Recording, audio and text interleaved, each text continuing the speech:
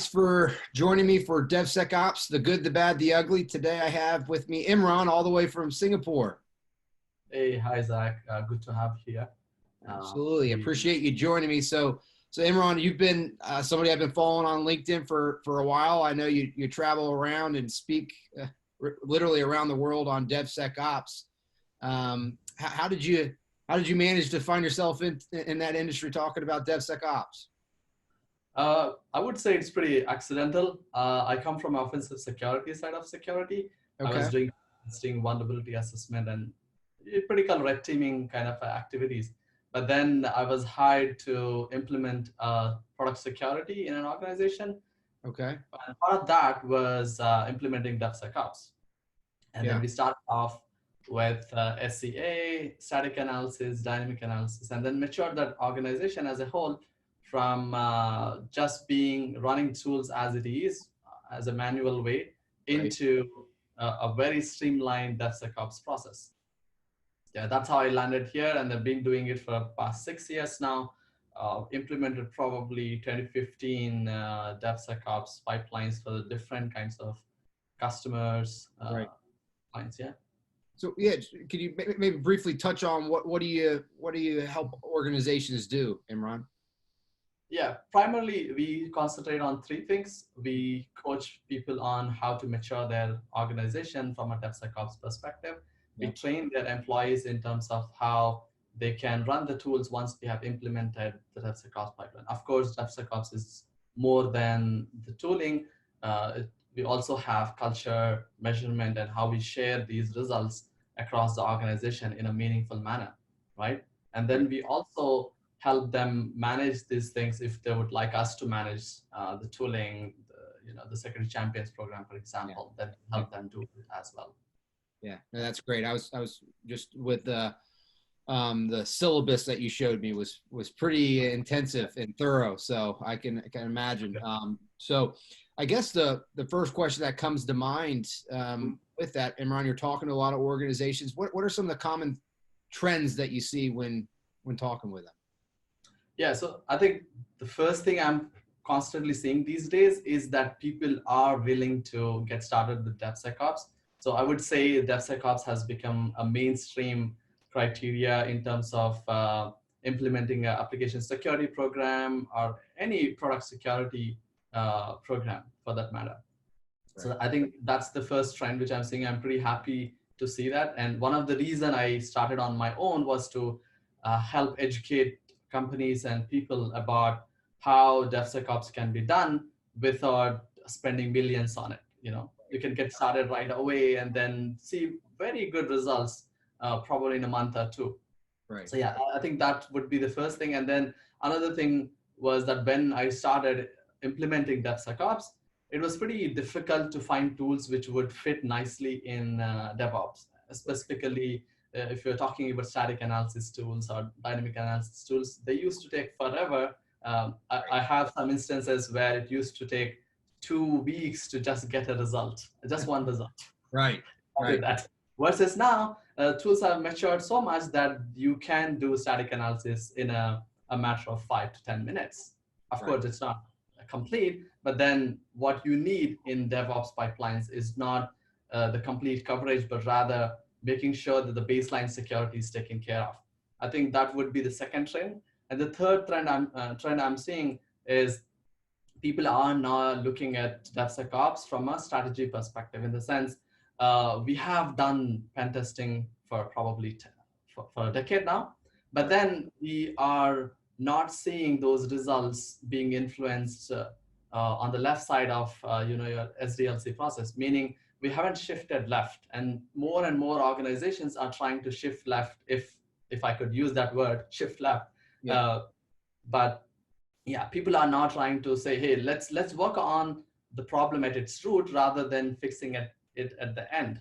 It's already too late. It's way expensive. It's very difficult to fix it when it goes to production, right? So people are now say, hey, what we can do is probably we should work on educating developers and then making sure they have tools, techniques, and processes in place which they can use to find out issues early on. Right. I think that's another trend. I would say those I'm seeing pretty constantly these days. So Yeah. yeah. Yeah, no, that makes sense.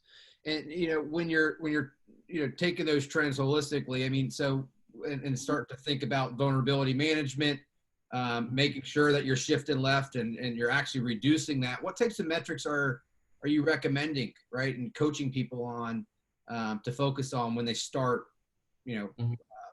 building that out? Sure. So just like how everyone would start, obviously I did look at like, hey, what are your top 10 vulnerabilities? Oh, let's go fix all of your problems at once in the entire organization. Right. And fortunately or unfortunately, I quickly realized that that's not how it works, right? And Mhm. then we have to cut it down and make sure what really matters to your organization. And based on that, pick your battles. For example, right now, I'm suggesting my clients don't even look at OWASP top 10 or Science 25 or whatnot.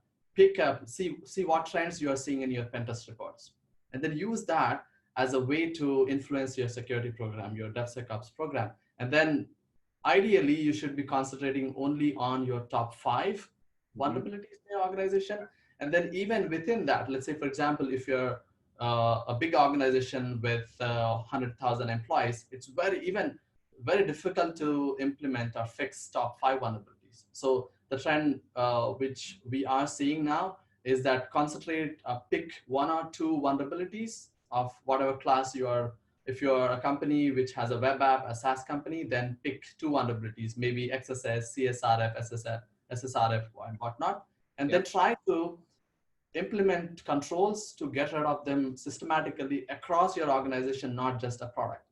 Right. And then once you are done with it, then you would have more bandwidth as a security team to work on other important aspect of security program. Maybe you would like to build a tooling to catch these issues early on, or maybe spend more time on fine tuning your static analysis, dynamic analysis tooling. So it's all about picking up your battles, concentrating on 1 or 2 vulnerabilities or classes of vulnerabilities, or looking at your organization from like, hey, these are the top 5 vulnerabilities we are constantly seeing in our pen test reports. And And, then, oh, uh-huh, sorry.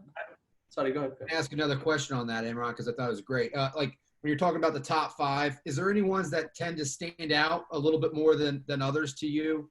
Obviously, it's you mentioned that it needs to be off the individual pen test, but is there some that you say, hey, these tend to be an area where organizations struggle and should focus on, or? Actually, I wouldn't pick up my top 5 because it differs to companies to company. Okay, That, so for it's example, literally that different for each company. yeah, exactly. If you have a lot of legacy application, then your top 5 would be completely different than mine.